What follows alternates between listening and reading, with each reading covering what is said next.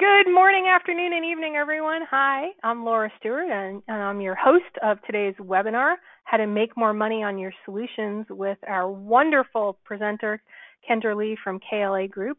I'm excited to have you all here. We have attendees from all over the world, which is why I do what I do when I start my iHeartRadio show as well. Good morning, good afternoon, good evening, because I never know where the listener is at the moment in time that we're doing this webinar live or on the recording. I want to thank you all for being here. I know the reason you're here is because you know that you can make more money on your solutions. And one of my favorite quotes in the world is from a dear friend and Hall of Fame speaker and author, Bob Berg, and it is, money is an echo of value. So today's webinar, what we're going to be focusing on is showing you how you can differentiate yourself and create more value in your business with your solutions to your clients. So let's get going. What we're going to be doing today is a webinar. Kendra is going to be speaking. At the end of the webinar, we're going to be taking questions. I will be monitoring that. So please post your questions in the questions pane, and I'll be monitoring that throughout the webinar. So SaaSmax, just a brief bit about us. We connect business-to-business cloud software companies, SaaS vendors, with the right sales partners, you, and vice versa. We want to help it, make it easier for you to get the right solutions into your clients' hands. Why do we host this seminar series? Because we think that you need access to some of the top thought leaders in the industry to get those tips and tricks directly from them and give you some actionable knowledge that will take your business to the next level. So today I want to present to you my dear friend, one of my mentors when I had my MSP for years, who helped me completely transform the way I thought about my value as a business owner, Kendra Lee, founder of KLA Group.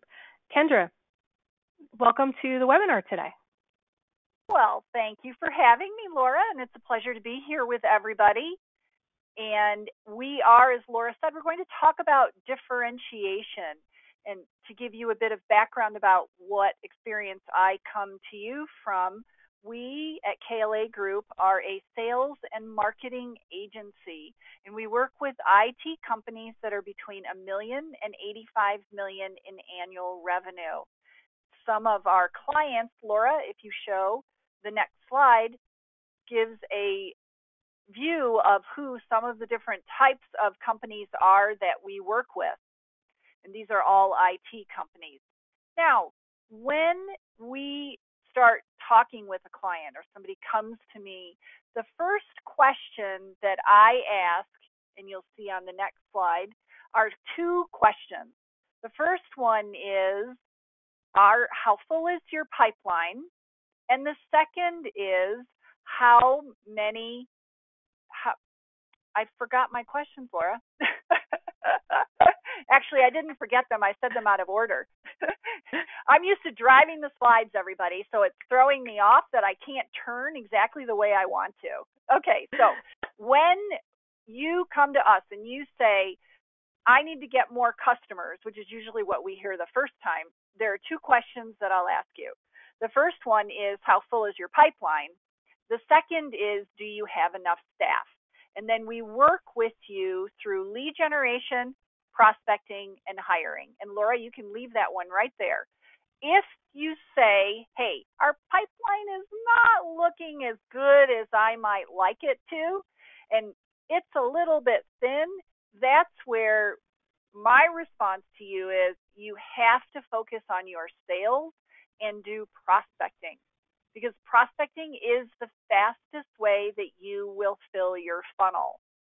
If you say, oh, my pipeline is looking pretty steady, I've got a steady flow of managed services, or we've got a lot of projects that we're working, then if you click, you'll show, that's when you can focus on lead generation. Because your lead generation will take a longer period of time to really build. I call it like planting a tree. When was the best time to plant a tree? Laura, do you know the answer to that one? When was the best time to plant a tree? Have you ever heard this one? Laura may be turned off. The best time to plant a tree is 20 years ago. If you didn't plant it 20 years ago, when's the next best time to plant it? Now. Right now. Exactly. And so that's how it is with lead generation. It takes a period of time, just like planting your tree, to get it to start and flow. But once you get it going, like that tree, it grows big and strong and it bears fruit for you. So you want to make sure that you've got enough in your pipeline to make sure that you can sustain it while you're doing your lead generation. And their lead generation is done with your marketing team. So if you hit a click, you'll see marketing come up. All right, so how full is your pipeline determines, okay, how are we going to get more customers? The other question then is, do we have enough staff? And if you don't have enough staff, that's when you need to hire. And it's your leadership team that is primarily doing that level of work. So if you hit click, the word leadership will show up. When you are trying to get more customers, then you want to sit back and examine, do we have the staff that we need? How full is our pipeline? And that guides you in what the right direction is to go to build that staff that you need. We work with clients in all three of these areas. In the hiring, we assist with putting the process in place to figure out who are the right sales or marketing roles that you need and put your performance expectations in, hire, etc. If your sales team or person or you need to prospect more effectively, then we'll train you in how to do that. And if you're ready to plant your tree and start your lead generation, then we will work with you on your lead generation, put your strategy in place, and actually implement it for you. I like to show you this background because it gives you a frame of reference for how I come to you today as we talk about how the heck do you get more money out of your solutions.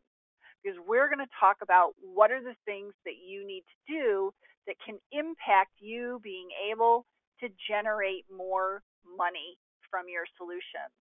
So if we look at our next slide, what your goal always is in growing your business is to build your recognition ROI. And what you can see here is across the bottom, you have the buyer's opinion. That's how your buyers think about your company. Across the left side or down the left side is the market ubiquity. And that's how your market, your target market that you are focused on, how well they know you. When you think about those two combined, it tells how well known is your organization within your target market and to your list that you are focused on marketing and selling to. So if we look at it, if your buyers don't really know you or you don't have very many buyers and your market doesn't know of you, then you're in the no name quadrant. If you have strong buyer opinion, all the buyers that work with you really love you, and you're well known in your marketplace, then you have referral recognition, which means you'll get lots of referrals. If, on the other hand, you are well liked by your buyers and you're pretty well known in your market, then you would have contender recognition. And in the contender recognition box, this is a really cool place to be because this is where you'll get people who actually reach out to you as one of 2 or 3 bids that they're looking for. The biggest challenge with the contender recognition is there you're competing primarily on price because your prospects may not see anything different about you. So it's hard for you to command a premium for your solutions or to get what you're really worth for your solutions because you're trying to compete with other companies and your prospects just don't see what makes you different. If you have very strong buyer opinion and you are really well known in your market, that's when you're in the expert status recognition quadrant. Here, This is where people come to you and they're expecting they're going to pay more. They may call you and say something like, gee, I don't know if we can afford you, but I wanted to check and see if maybe we could work together. And they're expecting that you are probably going to cost more. So if we talk about your solutions from a pricing perspective, I've shared that in the contender box, the decisions are made based on price. Unless your prospects know that you are different. In the expert status recognition, you may be perceived as similar to your competitors, but there is an aura around you because of your thought leadership and your expertise. And they're expecting to work with your company will cost them more. In the referral recognition box, the advantage you have here for pricing your solutions is that you are coming as a referral, and oftentimes when somebody comes as a referral, they're not going to go out and price a bunch of other companies. So there you can command a bit more because you don't have that level of competition. However, if they go out and they start looking at your competitors, they're going to start questioning how much you might cost. So let's put this into real numbers. In the referral recognition, you can probably charge 5% more than your competitors. And because you're coming as a referral from a trusted source, you can probably garner that. In the contender recognition, you have to be pretty close to your competitors if your prospects don't see any difference between you and your competitors. So if you haven't done anything to build your recognition ROI, truly differentiate yourself and demonstrate your thought leadership, your price has to be pretty in line. Maybe it can be 5% more. They might go 10%, but it just depends on how big that 10% scales to. In the expert status recognition, you could be up to 20% more, maybe even more than that, depending on what you're doing, and your prospects will pay it because of the level of expertise and knowledge they perceive that you have. That's where your recognition ROI really pays off. So let's check your chat abilities. And in the chat, tell me what quadrant do you think that you are in for your primary target market and your primary solutions that you are selling. Just type that into the chat. I'm curious to see where you think you are. And while you're typing it into the chat, what I would share is if you are in the no name recognition quadrant, nobody's typing. Type. Tell me what quadrant you think you're in. We did have one person type into the question contender. Okay, cool. So somebody has said they're in the contender, which means that you are competing on that price, and it's going to be harder for you to charge what you're probably worth for your solution. Anybody else want to share? Go ahead and share that. In the no name recognition, here your biggest challenge is going to be getting in front of people, and you will always be competing on price unless your prospects through the sales cycle perceive something very unique and different about you. So there's a lot of pressure on you in the sales cycle, in the no name recognition, and the contender recognition quadrants to demonstrate your value during the sales process. Okay. And somebody else just popped up no name. They wrote no name as well. Okay. So in no name, you've got a lot of pressure on you in the sales process. So that means then, let's go to our next slide. What you want to be able to do is demonstrate your thought leadership. If you can establish thought leadership in your target market, go back one, Laura. If you can demonstrate that thought leadership, then you can move from no name recognition to contender, or no name over to referral. You can move up in your quadrant. Okay, you can go forward again. So your thought leadership helps build that recognition ROI. And you may not have thought about that correlation between the price that you're charging and how well known you are in your market, but it has a direct impact. So what your goal has to be is to be able to demonstrate that thought leadership and move up in your recognition ROI and remove some of the pressure from your sales process. Without it, during the sales process, you've got to be able to show what makes you unique and why you charge more than everyone else. So let's look at the 3 elements that are required to help you demonstrate that thought leadership. The first are your target markets and your personas, then your message that really emphasizes your differentiation, and connecting all of your activities so that you are ubiquitous in the market.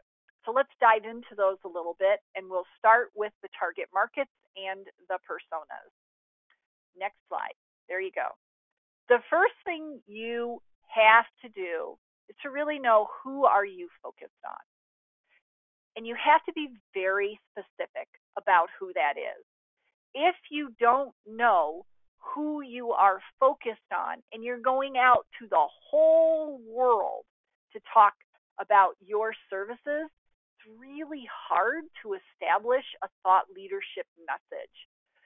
You can't be everything to a dentist's office, a law firm, a manufacturing company, a school, federal government, state and local. I mean, you talk to all of them from a different perspective. Now, I just gave you examples that are cross-industry related, or they're industry related. It's not that you can't be cross-industry. You absolutely can, but you want to have a niche and know what that niche is. So if you're going to serve a number of industries, know what industries those are and what size they are, so that now when you're communicating with them, it feels to them like you're talking directly to them. So know who your target market is. We have a client that when we started working with them, they wanted to focus on companies that were as small as 5 people. And then they said, oh, you know, what we do, it fits companies up to 300 people. Well, if you think about it, what's your message that you're going to talk about to somebody who's a 3-person sized company or a 5-person sized company versus a 300-person company? So your market needs to be defined so that you can talk in a way that makes sense to that market and they feel like you're very relatable and you really understand them. So if we look at the next slide, that takes us into then your differentiation. We've defined who our niche is that we're going to focus on. We also want to know what makes us unique in our market. And when we do that, there are 2 elements to your message. If you look at the next slide, you'll see the first one is the content. And here you can see that your message is like a sandwich. I love this slide. Aside from the fact that it's lunchtime, what I love is this shows you how everything comes together, those 3 elements that I told you. At the top, we have our target markets and our personas, so who our niche is and who the contacts are within our niche. And then at the bottom, we've got connecting all of the activities that's going to communicate out to our target market. In the middle, we have our message and your differentiation message. not only talks about what makes you unique, but it's the good stuff in all that you're doing. It shares, why do you want to work with us, Mr. Prospect? Why are we worth spending more? What are our solutions? What makes them different from everybody else's solutions? So while the target markets at the top of your sandwich are important, and having your connected activities to get your message out are important, in the middle, it's that message that we're using to reach our target markets with the connected activities that becomes so critical. And then on our next slide, you'll see the first element of your message is your content.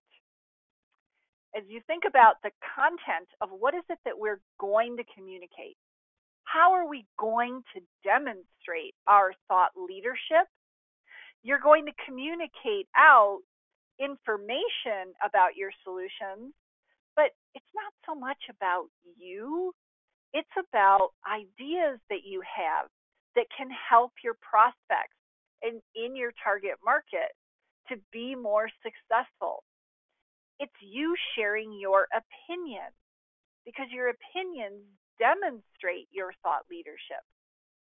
It's about you sharing suggestions of things that you can do that will help be better in your target market.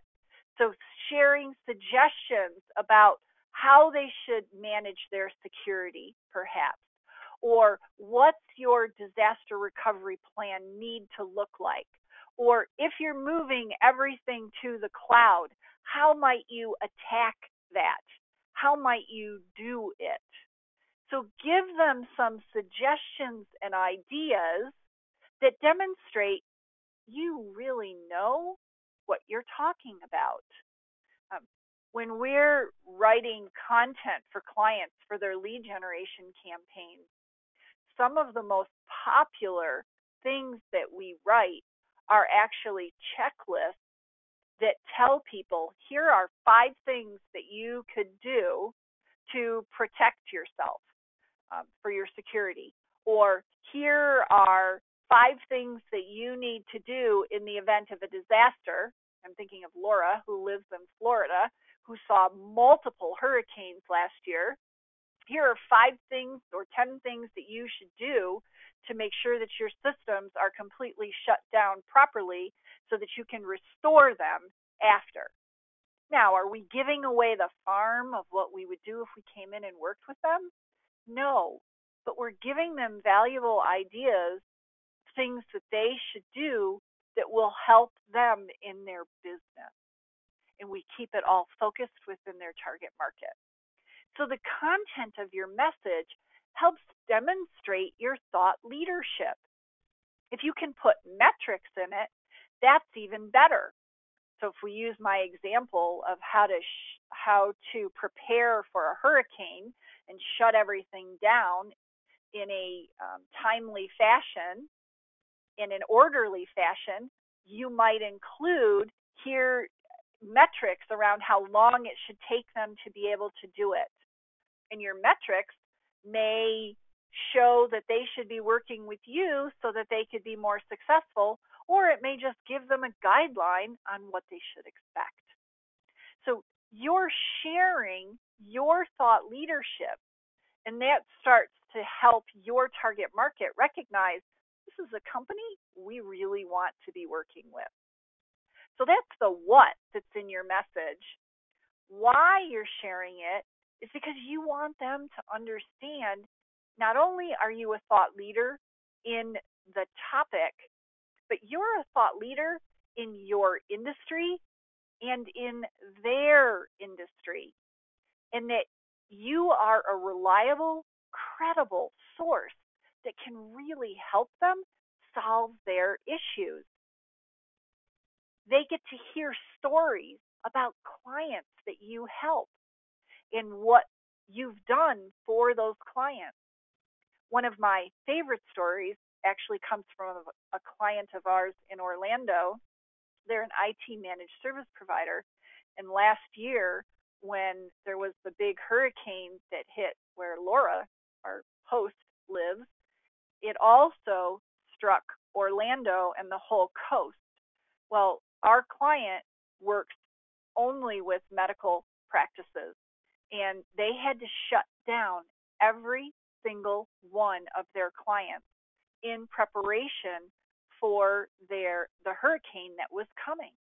So, as they like to say, they had to do an entire test of their disaster recovery plan, and then the whole bringing up of all of the systems again with all of their clients. What better story to write about to demonstrate your thought leadership? Because they serve not just Florida, but they have clients all over the U.S. So to be able to tell the story of how all of their clients in Florida needed to be shut down and then brought back up, and how quickly they were able to do it in an orderly fashion, keep their clients confident that it was handled correctly, and then bring them all back up afterward, that's an amazing story that demonstrates not just thought leadership, but credibility, and instills this confidence in other medical practices wanting to work with them.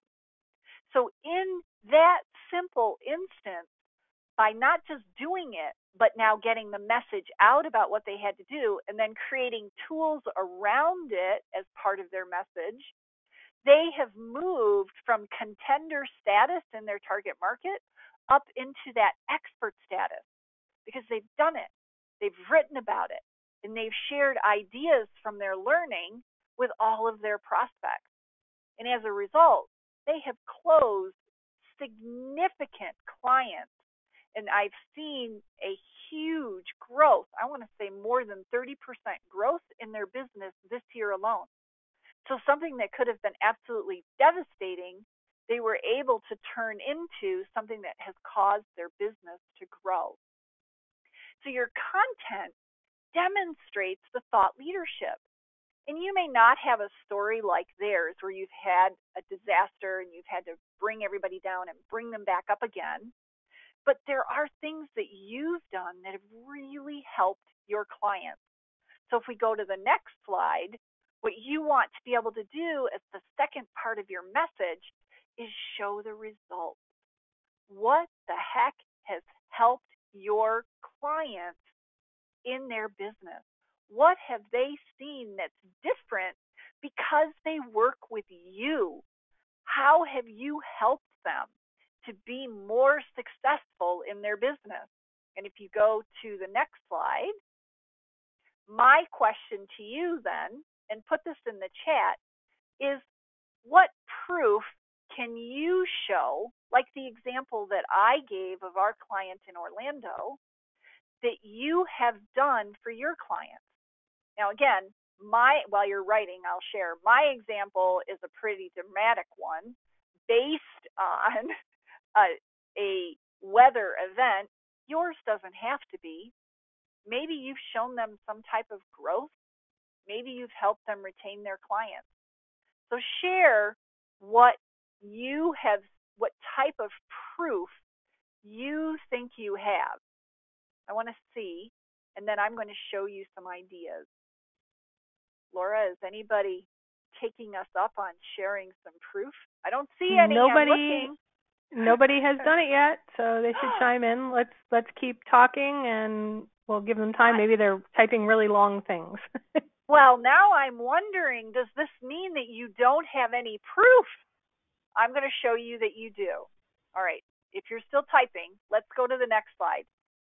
Your differentiation is in the results that you can talk about and the experience that you can talk about.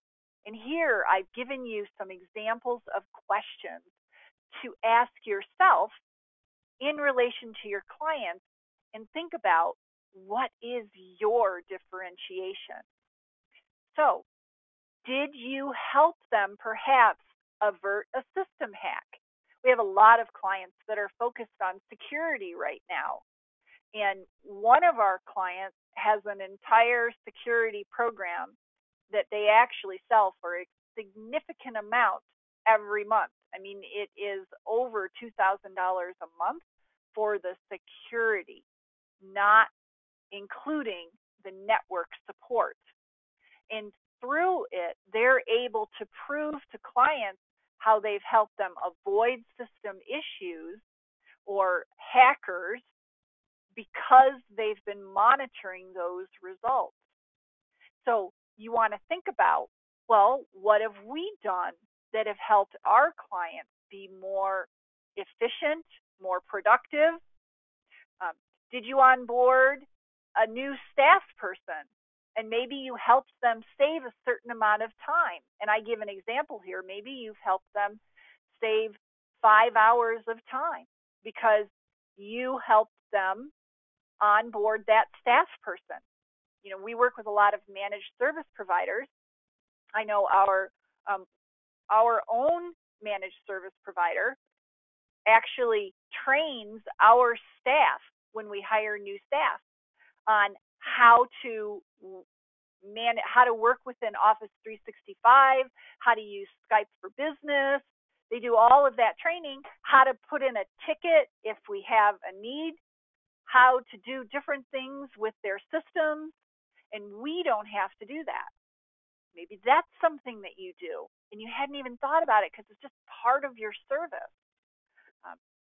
Have you solved recurring system issues? Whenever your clients experience a recurring issue, that absolutely is going to improve their productivity if you can take it away. Do you have a software application that helps them be more productive? Perhaps you have moved some of their software to the cloud or implemented a software application in the cloud that has made them more productive. All of these are things that you want to think about that can show the actual results of how you have helped a client and what makes you different, what your differentiation is. The more you talk from the perspective of ideas you can help with and results that your clients have seen, the higher up you move in that recognition ROI toward that thought leadership status. Now you're different. Interestingly enough, even if you do exactly the same thing as someone else, if you're the one that's saying it, you're the one that's going to be attributed as the expert. So let's go to the next slide. Your differentiation comes from being the thought leader that presents that idea through the content and the results that you are pushing out. So don't worry if you're thinking you're like everybody else. I get frustrated because we hear new clients who come to us and they say, we're no different than anybody else. Interestingly, we see that in managed service providers more than we tend to see it in those clients that are either combining their managed services with another application. Like we have several managed service providers that focus on manufacturing, and they've built expertise around the manufacturing applications in addition to doing the managed services. When they have an area of expertise such as that, then suddenly they do see their differentiation. But if they're not aligned with something specialized, such as the manufacturing, then suddenly they're feeling like I'm not any different and I charge more. I know I'm being told I should charge more, but how can I get that? How can I rightfully claim that I should be getting that price? You have to believe that you deserve that price. And the one way that you can believe that you deserve that is by seeing the results that you provide your client. So understanding your results isn't just to help your prospects and your target market, it's to help you, because you're going to feel so much more confident if you truly have seen the results that you bring to your clients. So Results and content demonstrate your thought leadership, both for your prospects as well as for yourself and your company. Um, let's go to the next slide. And as we do, what I would share is if you don't know what your differentiation is, ask your client. And I'm going to give you a tool for this. It's interesting. I was having breakfast last week with a client, and he was sharing the different target markets that they want to move into. Right now, they're very focused in nonprofit, and they want to move into two other industry-related target markets. And I know all my examples have been industry related. So if you want to ask about cross industry later in our Q&A, feel free, because we also have cross industry clients. I just happen to be giving you industry aligned. So as we were having breakfast, he said, we want to move into these other target markets. But here's what he said. He said, Kendra, I really don't know what makes us different. I really don't understand what our differentiation is. I know we need to highlight it in all that we're doing, and I really want to do that, but I honestly don't know. And my advice to him was exactly what you see here. Ask your client. So I'm going to give you a tool at the end that you can use to go and figure out what your differentiation is by asking your client, because they're the ones that can tell you exactly what it is that makes you unique. You just have to ask them. All right, so our third element, if I'm remembering my slides correctly, will be the next one. Yay! Is to connect your activities that you're doing to get your message out. And if you're not doing anything, start now. Start with a newsletter, start with some emails, but start communicating out to your prospects in your target market so they start hearing from you.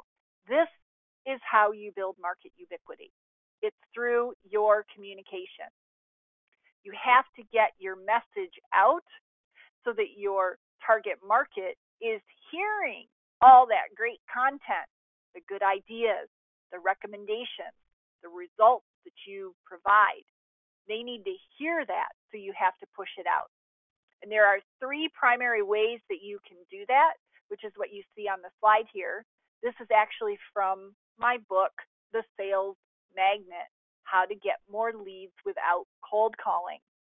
You can use personal attraction strategies that are one-to-one, that feel like me sending you an email directly, even though you may be in my target market and I've sent it to a lot of people who are similar to you. So personal, one-to-one. Digital means that we're using those activities that use the internet. Something like a webinar like this is a digital activity. PR that you do through a resource like PR Web. Social media, those are all digital communication methods to get your message out. And then the third is collaborative, which is where you are collaborating with different people to do your campaigns and do your lead generation. Alliance partnering is collaborative. If you are doing a trade show, a large event would be collaborative. Asking for referrals is collaborative. So these are the types of activities that you could be doing to get your message out.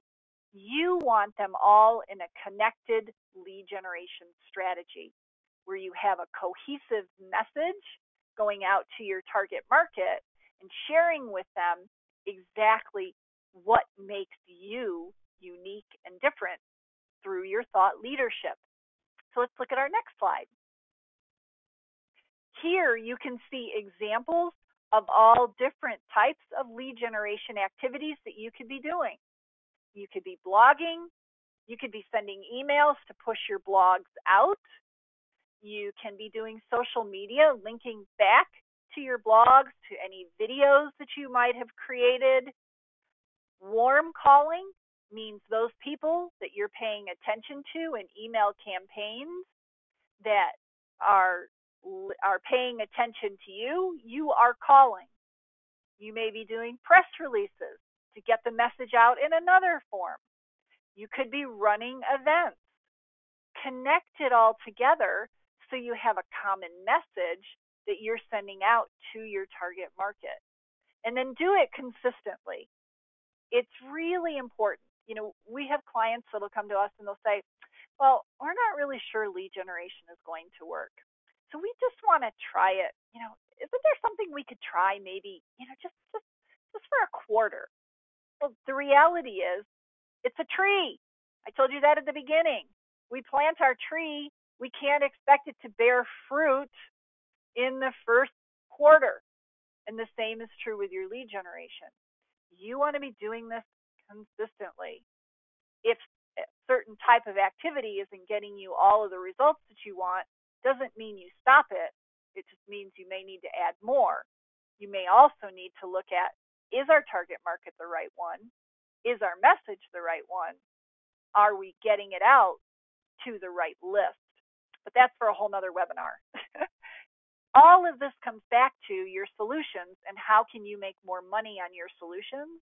More that your target market knows of you and they hear your message, like in the sandwich, got your target market, they hear your message, and now we're pushing it out with the bottom of our sandwich, the better you can build your recognition ROI. And that happens over time. So be consistent in your connected lead generation strategy. So let's look at our next slide. When you do that and you've connected everything, we've got our target market, our differentiation message, and we are pushing it out to everybody, that's when your thought leadership is starting to show, and your uniqueness and your differentiation. When your thought leadership starts to show, you absolutely can garner that higher price that you're looking for because you are now perceived as the expert and people want to work with you. If I go back to my story of our client in Orlando that helped all of their clients through a disaster, and then we communicated that out. We shared the story of what they did, and we shared examples. We even created a disaster recovery preparedness checklist. We pushed it all out. They became the thought leaders. Not only has their business grown, but they are able to garner a higher price because of that thought leadership that they have demonstrated. So you may be thinking, oh, my lead generation plan is just to get more leads in the door. It's to build your recognition ROI. So I think that's my next slide, if I remember correctly here. I love when it works. So your whole objective, we want to grow our business and we want to get more leads. But what we're really doing is building our recognition in our target market. So we're building that market ubiquity on the left side, and we're communicating it to our buyers and still offering fabulous service. So we haven't talked at all about service. My assumption throughout all of this is that you're offering fabulous service, like our client in Orlando when they powered everything down successfully. If you're doing that, so your buyer's opinion is really high, then you're going to move from that contender recognition to the expert status recognition as you continuously communicate out to your target market. And when you started to do this continuous communication, you started building all of the elements. You've got your message, you've got blog posts, sales brochures, web information, case studies. You may have social ads, retargeting that you're doing. All of those. You also now have the tools for your sales team to use as part of the sales process. So it makes it easier for them to sell both because you're building your recognition and because you've got resources that you're giving them that demonstrate that you truly deserve that higher price for your solution because you are a thought leader. Now, I shared that I had a free resource for you, and I believe that is our next slide. If you aren't sure what your differentiation is, then you want to ask your clients.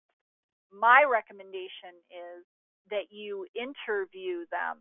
And this is a sales call planner that allows you to plan and organize interviewing your clients. Interestingly, we also use the same tool for planning referral requests. So when you go out and you ask for referrals, as well as following up if you've sent emails and you've asked for appointments or you've conducted an event. It's a great resource just for planning those conversations. I'm suggesting that you get it here.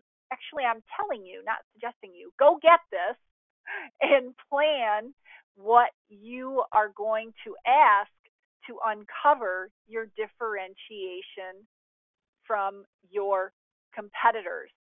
And then use that information to craft your message and to highlight your results that you'll use in all of your communications to your prospects. You can get it at the link you see here on the slide, and I tested it, klagroup.com, SAS Max Call Planner. And if you want to talk one-on-one about your solutions, about your differentiation, shoot me an email, and we can definitely set up a time to do that. But right now, we're going to go into questions. So go get your sales call planner while we are getting questions. I might go back, Laura, yeah, so that they can see that. And Laura, shall we ask for questions? I think we should. So everybody take a moment now and type any questions that you have for Kendra in the question pane, and I will be reading them off to her. I know, Kendra, we've known each other, gosh, I don't even know how many years, over 15 years, 10, 15 years, I'm not even sure anymore. I'm too young for us to know each other that long. I was in my cradle when I met you. It's in high school that we met. Yeah, exactly. I remember the first time I ran into you at a VTN meeting, the Ingram Micro Venture Tech Network, and you were up there and you were talking about very similar things like this. You were talking about differentiating and understanding value. And I had like pages and pages of notes, and I couldn't stop asking you questions. And it's like nobody else had questions, so I said I'm going to take advantage of the fact I have this exceptional resource at my hand. So I'm hoping everybody will begin to do that. But here's one thing that happened for me. I took some of those ideas with the differentiation. I called some of my clients, and within a couple of weeks, I had increased my prices 20% over everybody else in my market, because I realized that I had a lot of name recognition. I had the referral area, but we were really more at that expert area. We were known for getting things done quicker than anybody else, and we knew the healthcare industry. So I ended up pricing over everybody else, and we got more business because of following the things that you talked about here. What the other piece, as you tell me that story, that pops to my mind is that in hearing it, you not only recognized that you were in that expert status recognition quadrant, but you also felt the confidence because you heard the results that your clients had told you. So you were confident in raising your prices because you knew the value that you were providing. And I did, because of asking the right questions that you talked about here. We do have a question that has come in, and the question is, how do we start becoming a thought leader? What's a good first place to start to get our message out there? I think I would recommend you start with blog content. So differentiation interviews first, because that will get you good information about what makes you unique. But then I would start with the content development, where you are creating blog content, lives on your blog, and then you push it out through email and social media. Because now it's giving you something written that you can take on sales calls if you want to. You can point people to, and if they are researching you and they go to your website as part of the whole sales process, they're going to see what you are talking about. So having it there serves a wide purpose. And if you're more comfortable with video, you can do it with video, just keep them short. But I would start with putting content on a blog. And if you don't have a blog, establish one. And everybody should be having a website with something that they can add a blog site to. Yeah. What's your feeling? I assume they all have a website. Right. I hope so. If you don't, that's a great thing that will help you become a thought leader as well. The world's changed a lot in terms of news media. And I know that I had a weekly column in the newspaper, and that also helped us as a thought leader. Are there some other platforms, perhaps not our people's own blogs, they want to know, where they can get the word out to where their customers are that they want to move into? Sure. And I'm actually going to go broad, and then I'll bring it in more narrowly. Once you have put the content on your blog, because you want everything at home, you want everything where people in your own home that you own, which is your website. So once you've put it on your website, you can use an abbreviated form to put it on LinkedIn. Don't put the same exact content on LinkedIn, but put an abbreviation of it that then could drive them back to your website for more. So now that gets you noticed by your LinkedIn network. And within your company, you can have everybody in the company like or share what you've already posted. So now you are magnifying or adding to the number of people that are seeing it. Okay, so that's going broad. Within your niche target market, look for associations or organizations, publications, trade shows that you could present to or that you could share your content with. So a great example, you'll frequently find blogs by me on channel E2E, which is IT, and it's focused on our target market of 1 million to 85 million. So looking for places like that will get you there. And then we can get even more specific of doing things like retargeting to a very highly targeted market where you have a profile of who you want to receive your retargeting ads, or anybody who comes to your website, Facebook ads, also highly targeted. So there are tiers of which you could do it to be seen by your target market. Okay. Another question, sort of comment came in. I'm afraid to call my clients and ask them what differentiates us in case they realize that we're not different. How do I proceed?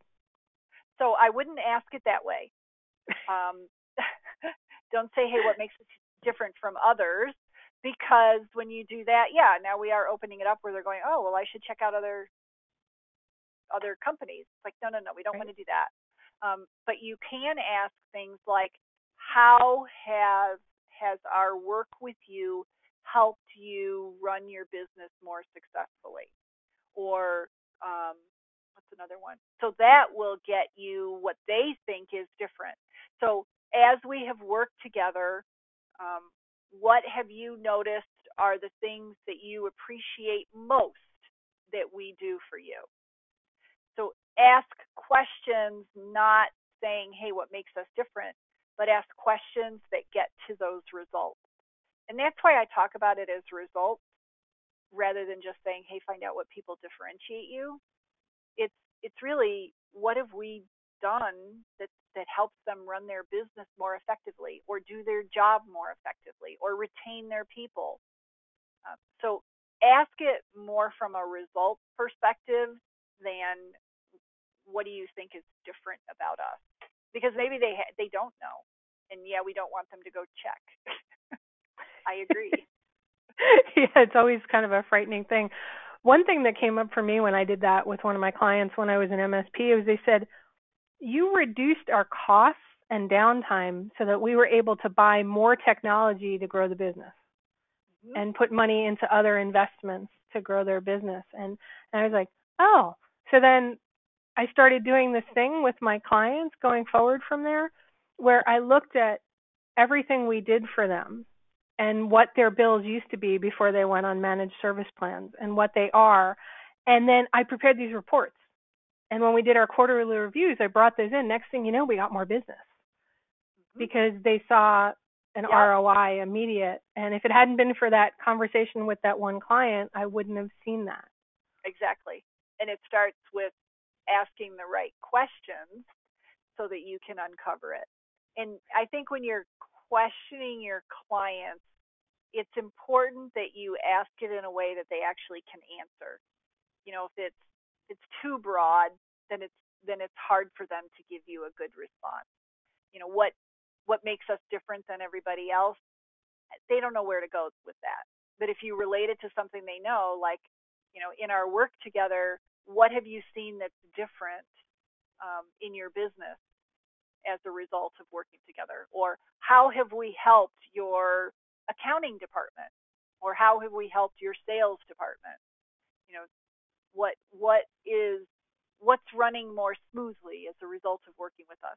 So think about the questions that are going to be easier for your clients to answer that will help you uncover that differentiation. Well, Kendra, we have no more questions that have come in. We're almost out of time. And I'm sure that there are a lot of people that have questions that maybe are a little shy about asking it. So I know they can reach out to you. We have all of your information up there, and I'll just go back up on the slide again so people can reach out to Kendra. And I myself am available to introduce you to Kendra. And if you are not currently a SASMAX partner, you can register at sasmax.com. But even better, we love to talk to you. I'm having slide deck issues. We love to talk to you. So contact Clint Gatewood, our channel chief. Reach out to me. We have some upcoming great webinars coming on. This was the last webinar in the series that Kendra has been doing with us, but hopefully I'll be able to convince her to do another one on some other topics. There's a survey that will show up right at the end when I close off the webinar today. Please answer it, including whether you'd like an introduction, you have any other questions. I know sometimes we don't like to ask certain questions about how we differentiate or what our value is because maybe we don't want to give somebody else who's listening to the webinar a clue to help them, but I've always found that helping each other is the best way that we can grow our businesses every day, which is why SASMAX brings you these thought leadership webinars and webinars with our vendors and our partner perspective series as well, because we want to help you grow, because we know that communication with each other helps us all in the end. There's more than enough business to go around. So Kendra, thank you again for being here with us today. Everybody will have this recording available to you. I'll be sending emails out, and please answer the survey, including, what other webinars you might like to see. Have a great day, everyone, and thanks for being here.